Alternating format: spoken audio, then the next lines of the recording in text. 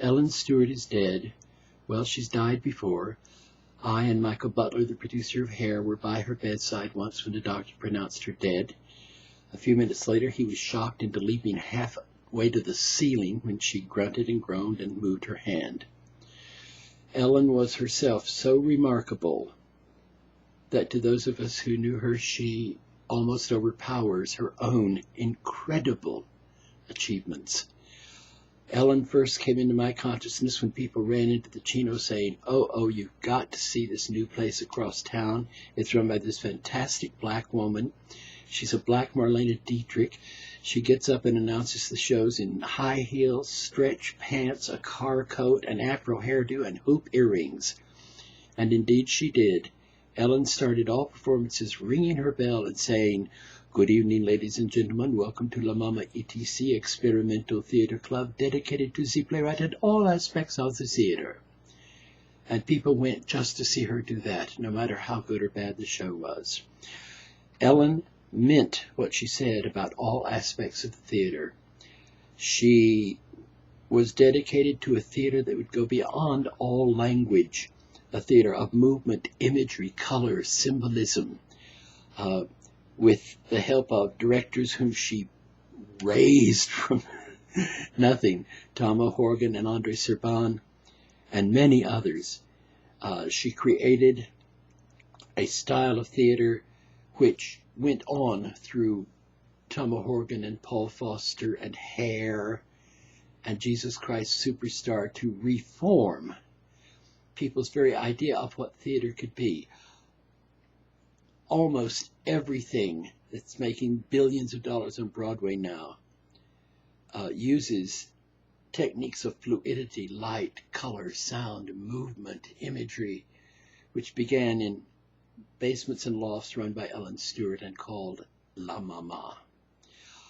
Ellen had many sides to her personality. Her legendary charm helped her to draw in not only artists, but backers, friends, critics, writers, influential people who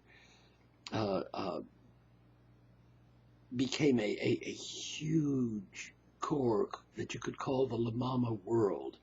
She, as soon as possible, sent shows abroad and brought shows from abroad back to La Mama.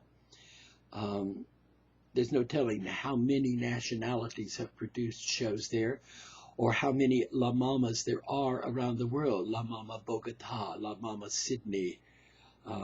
She once wanted me to start La Mama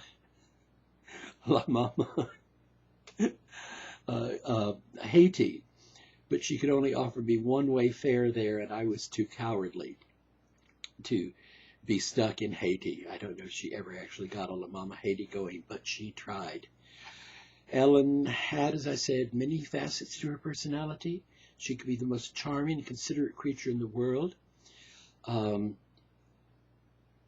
characteristic moment, I was in the lobby at La Mama once when Ellen was trying to charm some foreign critic or millionaire or someone, and at the same time there was plumbing work being done right behind her in the lobby. And this is what she said. She said, oh yes, monsieur, you see, the La Mama is dedicated not only to the verbal theater of the past, but to the dithyrambic, Dionysiac, symbolic, excuse me, hey honey, them pipes don't go there, that shit don't fuck. And she could be so kind. Once I was walking by La Mama and she was in the door and she said, Mr. Patrick, do you have anything to do? If you don't, why don't you come in here and see this little show these children brought up from Pennsylvania? It ain't no good, but they work hard and they deserve an audience. Well, the show was Godspell. And she was quite right. But while it was at La Mama, they redid it and retweaked it, and it became what it was. So there was that side to her. There was also another side. I was a waiter at La Mama once when a lot of people from the New York Times were all over off Broadway planning to do a big feature on it, and they didn't know anything, and they were so confused. And once Miss Eleanor Lester was standing behind me while I was getting coffees at the counter. She was talking to Ellen, and she said, Ellen Lester said, "Oh, I've been told I must get a picture of this playwright Robert Patrick. Do you know where I could find him?" And Ellen said, "Oh, you don't want him or any of those Chino people. They're all just homosexuals and drug addicts." And I walked out of La Mama for some time. So there was that side to her. Ellen was who she was. She was raised a certain way. She had certain beliefs and prejudices, just like a human being. However, just to show you, in spite of the prejudices expressed in that warning that she gave Ellen Lester, Ellen has been one of the major supporters of gay theater. She's done gay plays by me, by Harvey Fierstein, by Hal Borsky, by Paul Foster. I can't tell you how many gay plays she's done. Because there was this weird push and pull and dichotomy. She'd shrug her shoulders. I remember early on when I offered her a gay play of mine, she said, "Oh, Mr. Patrick, you don't need to be so explicit. The gentry, they don't like that." And she showed me a photo of some European production of a gay play where there was no mention of homosexuality, but there were neon arrows that swung down and pointed at the boys' asses from time to time. She says, "That is the way to do it, symbolically and subtly." I could go on and on. I fear I already have. Ellen very often would call me to do an emergency show when some show didn't show up. Once she called me and said, Mr. Patrick, we have no Christmas show. These people have walked out and I have no money to offer you. They have built a set. I spent all my money on their set. I don't know what you can do." So I came in, and the set they had built was a graveyard. So I improvised a version of Dickens' A Christmas Carol to take place in a graveyard. And it was a great success for Ellen. And she called me in once. Someone was reopening an old Third Avenue bar called the Bowery Follies, and they wanted a show. And she said, "I don't know what to do, Mr. Patrick. It's called the Bowery Follies." She was the only writer I know who could write a Follies. So I did a show there and moved it immediately to La Mama, called Valentine Rainbow. And there was some Easter she called me in to do a show. I don't remember what we did. And there was another Christmas show, characteristic story. A man named Powell Shepard was doing the Christmas show and asked me for a piece. So I wrote a piece about Mary Magdalene from the Bible, and Harvey Fierstein did the piece in drag. And Ellen closed the show because she said drag doesn't belong in a Christmas show. And yet, not long after that, she did Hal Borsky's Julius Caesar, a brilliant comedy with the story of Julius Caesar transposed to drag queens in New York. So go figure, Ellen. When I decided to give up theater and wanted to do one last show, I automatically went to Ellen and said, "Ellen, I need a date. I'm quitting theater." And Ellen looked at me and she called us all her little biddies. And she said, "Mr. Patrick, you don't need to quit theater. You need to lose weight." She said, "Do you know when I see you with a tummy like that, how old it makes me feel?" But she gave me the theater. And we were rehearsing one day, and all the people working on the show had never worked at La Mama before. And I guess Ellen felt called upon to demonstrate who she was. She came in with 2 huge dogs on leashes, came into the rehearsal, took the dogs off the leashes, and let them run loose and savage the set. And then she put them back on their leashes and told me, "Mr. Patrick, you got to come in the lobby. See, New York Times is here and wants to talk to you about your show."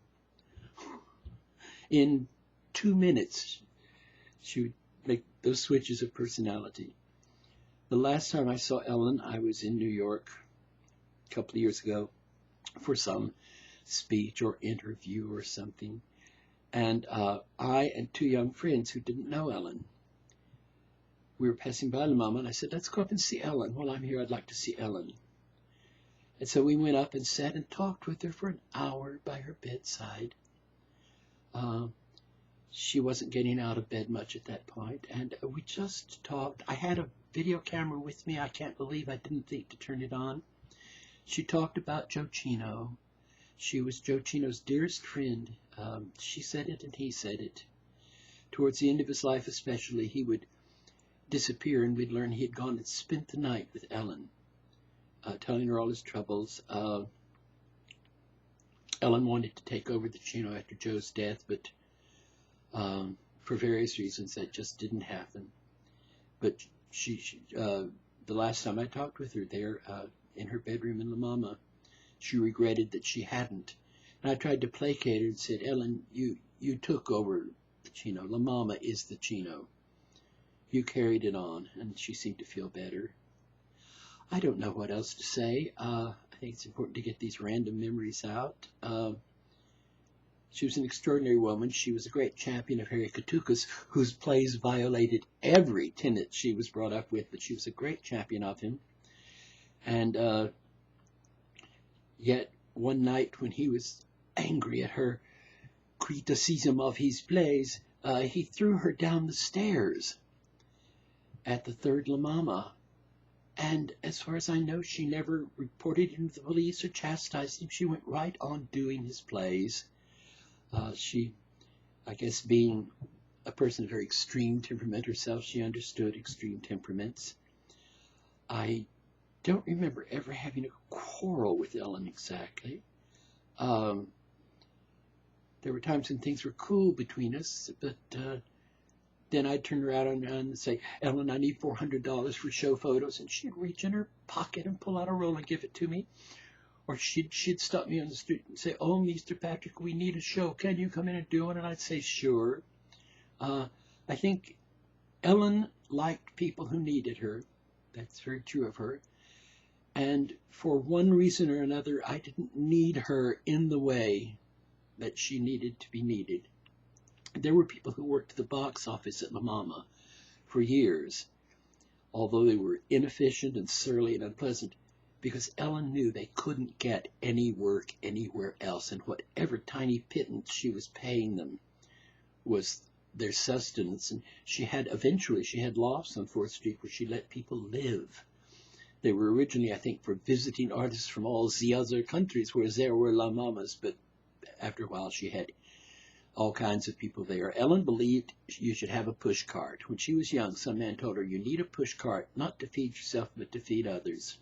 For a long time, she kept the push cart from Paul Foster's play, Hurrah for the Bridge, in La Mama as a symbol of that. So that was part of her push cart, building lofts with bunks in them, where people from all over the world and from all over New York stayed when they were down. She said she needed a place to take care of people who had flopped their lives. As a black woman who made her way in fashion, in the 1960s, Ellen, a black woman, had her own boutique in Saks. I mean, that was amazing right there, but that was just the start for her. So she knew about people who had, as she put it, flopped their souls. And no flopped soul ever had a better flop house to recharge themselves or reinvent themselves or rediscover themselves than Ellen gave to thousands and thousands and thousands of us. To say she will be missed is a cosmic understatement. She was La Mama, dedicated to the playwright and to all aspects of the theater.